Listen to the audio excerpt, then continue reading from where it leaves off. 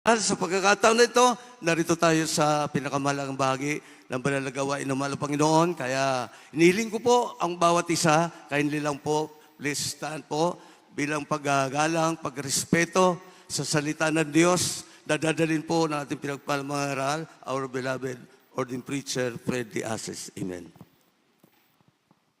God bless you, beloved preacher, Brother Wheeler. Tayo po yung manalangin na mahal. Hallelujah, hallelujah. Praise the Lord, hallelujah, praise the Lord. Maraming salamat, mahal na po Jesus. Sa iyong matamis at banal na presensya. Salamat na paglagis niyo sa mga pag-awitan, sa mga patutuo, sa mga awitin ng inandog sa iyo ng Children's Choir, Adults Choir, Youth Choir, higit sa lahat, sa awitin ng Jesus Finest Generation Choir, mga tugtugian, instrumentalists, sa pagbibigay, salamat po sa mga naging matatapat. Sa pag-aaral salita, mahal na Panginoon, ikaw magpala, sa ganakin lang akong magagawa, umasalamat ko sa inyo, sa mga bungang panalangin na aming ginagala mga pastor. Bless that servant once again, O Lord, through your word. At aking sinasaway lahat dyan ang kaaway, I bind you of Satan in the name of Jesus. Demons, unbelief, and doubts, opposing spirit, I command you in Jesus' name. Kasal out right now in the name of Jesus. In the name of Jesus. Amen and amen. Hallelujah. Praise the Lord. The highest praise, glory, and honor to our loving Savior, our Lord Jesus Christ.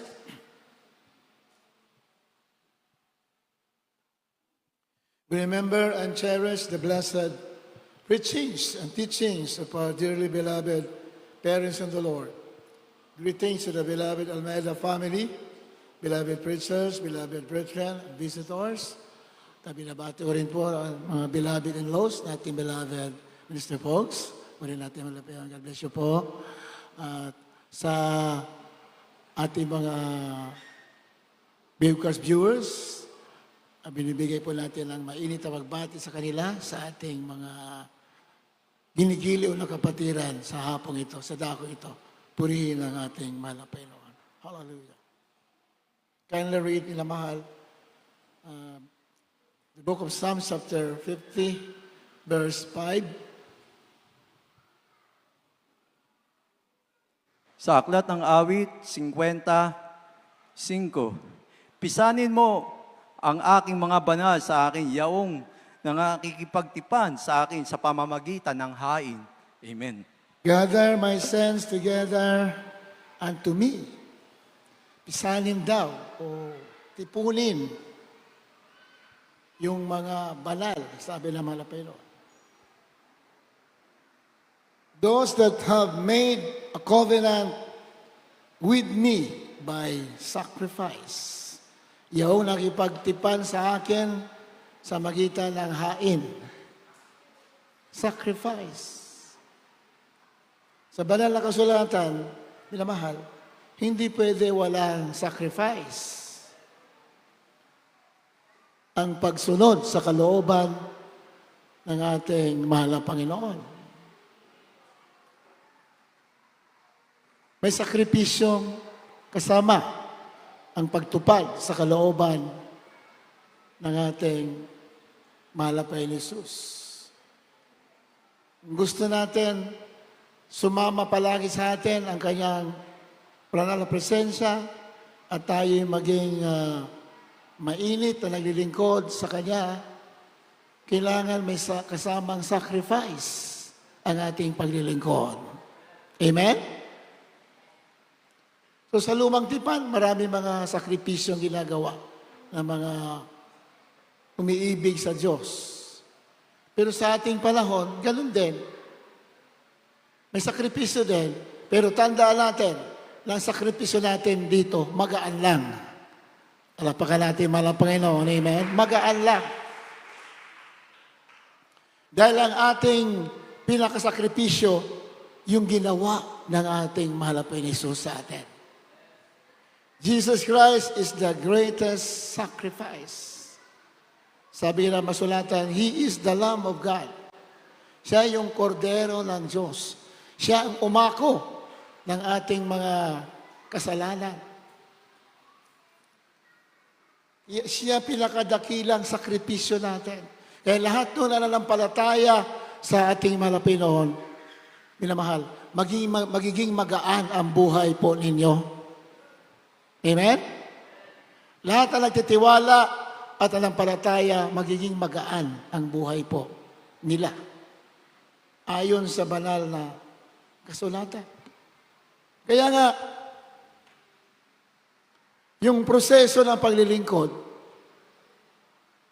madalas mahaba. Mahaba yung paglilingkod natin. The process is very long. Mahaba. Alam nyo bakit? Kasi hindi natin agad naintindihan yung mga bagay-bagay na dapat natin malaman. Matagal natin maintindihan. Kaya mahaba yung process. Pag naintindihan na po natin, minamahal, ang paglilingkod pala sa mahal na Panginoon, magaan lang. Palapakan natin, mahal na Panginoon. Amen? Pakiayos ang sound natin parang magulo. Sana yung sound natin katulad ng linggo. Nung linggo, ang ganda ng sound natin. Sounds natin.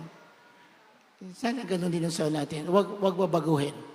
Pwede natin malapin nun. Dahil para maintindihan mabuti ng ating mga kapatiran, ating mga webcast viewers, ang salita ng Diyos. Dahil pag naintindihan natin, magiging magaan ang ating buhay. Amen ba? Ano ba? Huwag natin kalimutan, the greatest sacrifice is what the Lord has done for us. Yung ano yung ginawa niya sa atin. Ang tawag sa Biblia, perfect sacrifice. Perfect. Yung nga lang, kailangan natin maintindihan ang mga bagay-bagay. Yung nga, it takes a lot of time bago natin maintindihan. Mahaba ang paglilingkod, ang pagproseso ng paglilingkod, napakahaba. Mahal. Kaya nga, laging pinapangaral sa atin, itong araw pa, sinasabi natin, mahal magulang sa mahal na Panginoon, na maging masikap kayo sa pagsunod, sa pakikinig, sa pag-aaral ng salita ng Diyos. Kaya magkasamang pagsisikap para lubos natin maintindihan, madali natin maintindihan. Sabi nga ng Balang Sulatan, James chapter 1, verse 5, is any of you lack wisdom, ask the Lord. Kung mayroon daw nagkukulang sa inyo ng kaalaman, manghingi ka sa Panginoon. Pakibasa. James chapter 5, verse 1. Pakibasa. O mga Bible reading, dapat mabilis kayo, ha? Mabilis. Kaya nga, kasama pagsisikap, lahat ng bagay, susumikapan mo yan. Di ba? Sa pagbabasa natin ng Word of God, pag medyo putol-putol, mag-aral ka sa bahay mo. Di ba? Mag-practice ka. Sa Biblia, pag masikap ka, ang Diyos ay sama sa'yo. Di ba, ati Malapastor? Malapastor, hindi naman nag-aral sa Bible School. Marami magagaling sa buong mundo. Bakit ang Malapastor ang sinamahan ng husto? Bakit? Hindi po sa galing, nasa pagsusumamo, pagsisikap. Amen? Can you read? James chapter 1, verse 5. James chapter 1, Santiago kapitulo po 1, ang talata po ay 5. Ngunit kung nagkukulang ng karunungan ang sino man sa inyo, ay humingi sa Diyos na nagbibigay ng sagana sa lahat at hindi nanunumbat at ito'y ibibigay sa Kanya. Tingnan mo, binamahal. Ngunit kung nagkukulang ng karunungan ng sino man sa inyo, ay humingi sa Diyos. Kailangan natin karunungan sa paglilingkod. Kailangan galing. Hindi galing sa sanlibutan. Galing sa espiritual. Amen? Kung sino na nagkukulang ng karunungan sa inyo, ay humingi sa Diyos na nagbibigay ng sagana sa lahat at hindi nanunumbat. Pero mo, sagana. Sagana pala magbigay ang Diyos. karunungan, pagpapala, sagana, minamahal. Ngunit, kailangan natin ng sacrifice. Amen?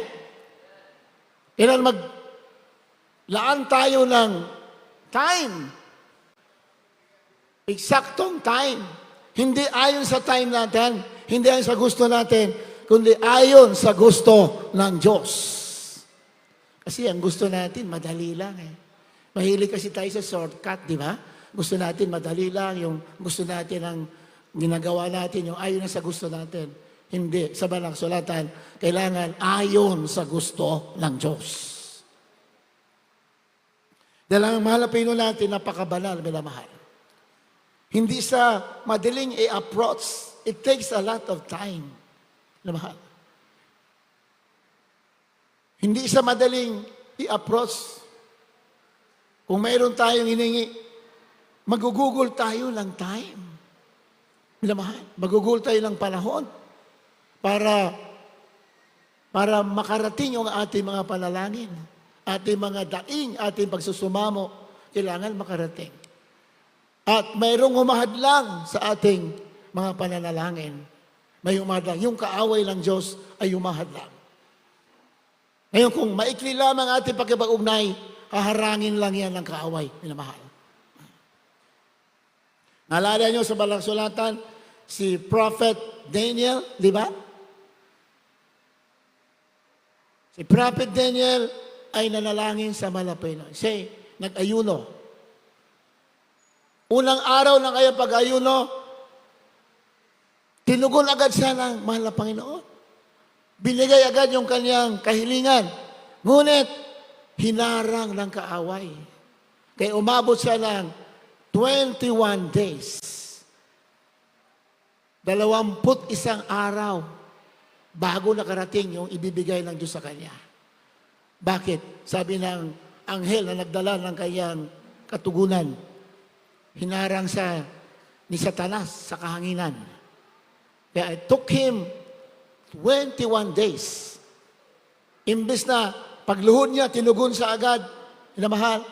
Ngunit, umabot ng 21 araw ang kanyang pag-ayuno kasi may humarang. So, ganun din sa atin. May humaharang sa atin. Ayaw ng dyablo na tayo maging maligaya. Ayaw na tayo pinagpala. Ayaw niya yan. Gusto niya, naghikahos ang mga Kristiyano. Yan ang gusto ng kaaway. Ngayon, kung hindi tayo nagsusumamo, hindi tayo lumalaban, mananatili tayong lugmok.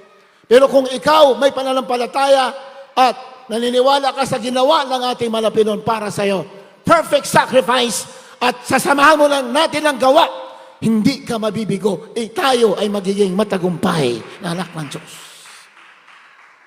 Amen? Kaya nga, malinaw sinasabi, ngunit kung nagkukulang ng karunungan ang sino man sa inyo, ay humingi sa Diyos na nagbibigay ng sagana sa lahat at hindi nanunumbat.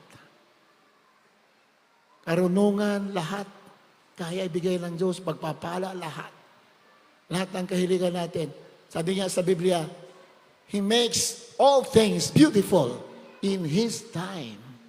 Diba? Gagawin niyang lahat ng bagay maayos, maganda, ayon sa kanyang panahon. In His time. Hindi sa ating time. Minamahal. Kaya ang paglilingkod sa malapinon, patsagaan yan, minamahal. Patsagaan. Matyaga. Katulad ng magsasaka na nagtanim, inaalagaan niya yan, binabantayan niya, minamahal. Pinapatubigan niya para sagana yung ani. Ganon din sa paglilingkod natin. Bantayan natin yung ating sarili na huwag tayo manlupaypay, minamahal. Steadfast ang ating panampalataya. Steadfast, constant, tuloy-tuloy, minamahal. Hindi sa pakiramdam ang ating paglilingkod, kundi ayon sa pananampalataya, sa salita ng Diyos. At ang mahal na Panginoon na siyang may-ari lahat ng bagay, minamahal. Ibibigay lahat ng ating kahilingan. Di ba? Sabi diyan, na nagbibigay ng sagana sa lahat at hindi nanunumbat at ito'y ibibigay sa Kanya. Pangako yan, ibibigay sa Kanya. Kaya nga, most of the time, mahaba ang proseso. Kasi nga, matagal natin maintindihan. Yun naman talagang katotohanan. Matagal natin maintindihan. Pero pag naintindihan na natin, kasi nga, ang process ng Diyos, unti-unti eh. Unti-unti. Ano man hilingin natin, hindi bigla, unti-unti. Kasi pag bigla, baka bigla rin tayo mawala sa presensya ng Diyos. Kasi nga, hindi natin naintindihan yung mga bagay-bagay. Kaya sa Banal na Sulatan, mahaba yung process. Purihin lang ating Pinoon. Kaya sabi ng Pinoon, gather my saints together. Those that have made a covenant with me by sacrifice. Ipunin, pisanin ang mga banal. Sila na gumawa ng kasunduan sa magitan ng hain. So lahat may hain, minamahal. Lahat may hain. Kaya mga Kristiyano, hindi para-pareho.